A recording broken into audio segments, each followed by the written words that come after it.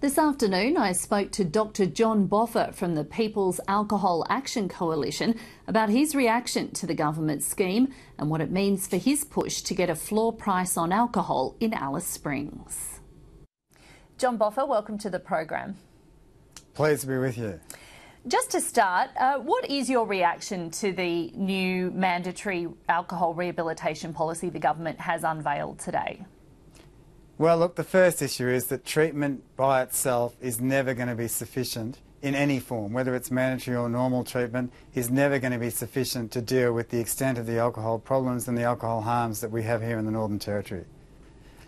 Therefore, I think that, while it's useful to improve access to treatment, this is really a small increase in access to treatment facilities, relatively, and that in and of itself is going to have very little impact on the major problems that we see in the community: violence, harms, the damage being done to young children through alcohol-addicted parents. All those sorts of things are hardly going to be impacted by the measures announced today. Well, it is a scaled-back option. It's a long way from what the government originally promised. What do you think of the changes that they've made?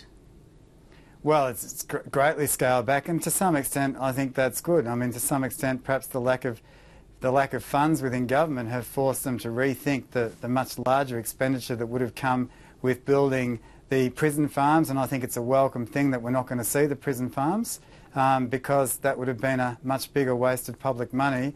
And I think we've seen a smaller level of investment, but it's still a significant amount of money. It's more than $100 million over 3 years.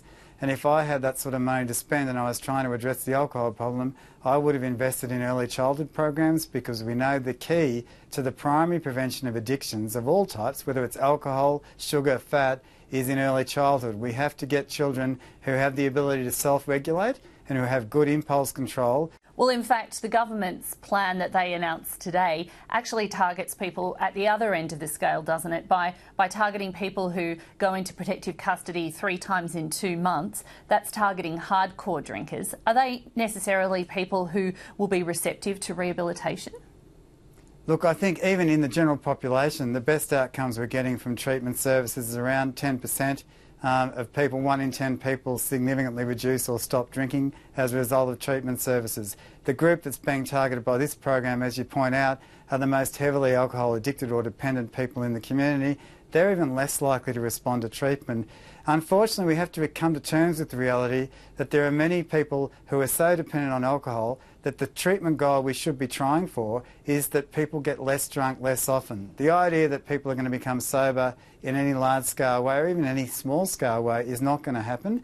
But we do have strategies and policies that we know work in terms of people getting less drunk less often. That's what the BDR was achieving. The idea that the BDR wasn't working because people were still accessing alcohol is a nonsense. It's a furphy. It was working because people were getting less drunk less often, less harm to themselves, less harm to those around them.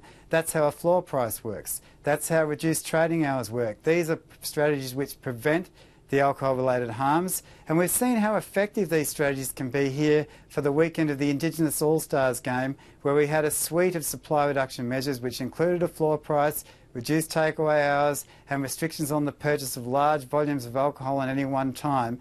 That had a big impact in preventing harm, preventing violence. So in terms of supply, has the government given you any indication that they would like to go down this path of perhaps introducing a localised floor price in Alice Springs, as you suggest is necessary? Look, I think there has been a welcome and a developing shift in emphasis towards supply to some extent. I think there are indications the government is now prepared to consider regional solutions and local solutions, and in those regional solutions they're prepared to consider things like a floor price, reduced takeaway hours and the package of measures that we had in place for major events here in Alice Springs. But it's up to the community itself to get organised and put these proposals to government with the support of the liquor industry. And unfortunately we have rogue elements in the liquor industry. Here in Alice Springs we have the two pubs are absolutely so far refusing to join in a floor price, are selling alcohol at 80 cents a standard drink, which is 20 cents lower than all the supermarkets. And unfortunately at this stage we do not have the goodwill of all elements of the industry to make the change that's necessary, and we need leadership from government.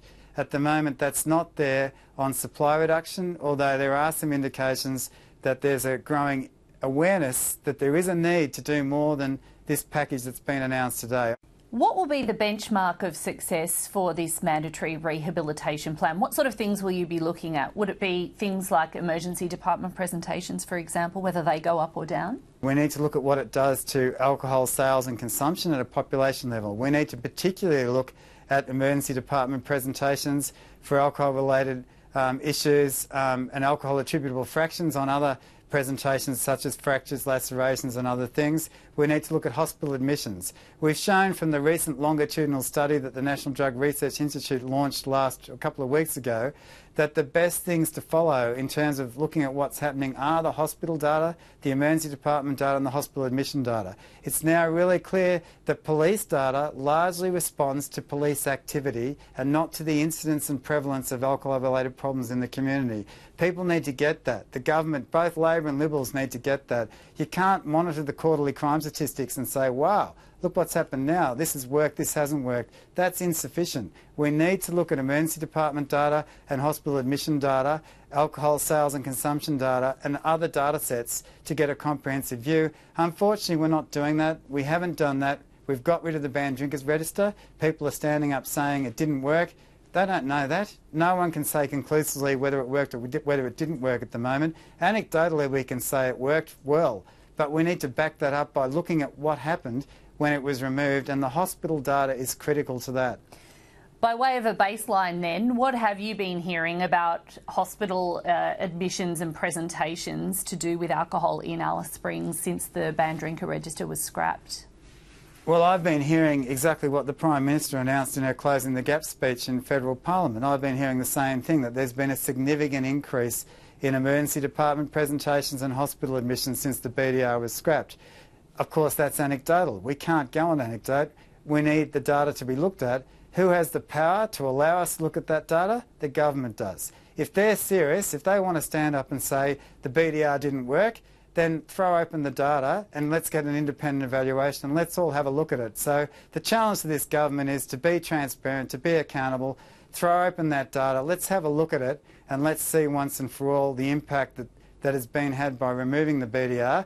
But also, let's look forward to seeing what impact this new announcement has. And I think, unfortunately, 140 extra beds is not going to cut it. We'll probably have trouble seeing any impact at all on alcohol sales and consumption and on the key indicators of harm from this response.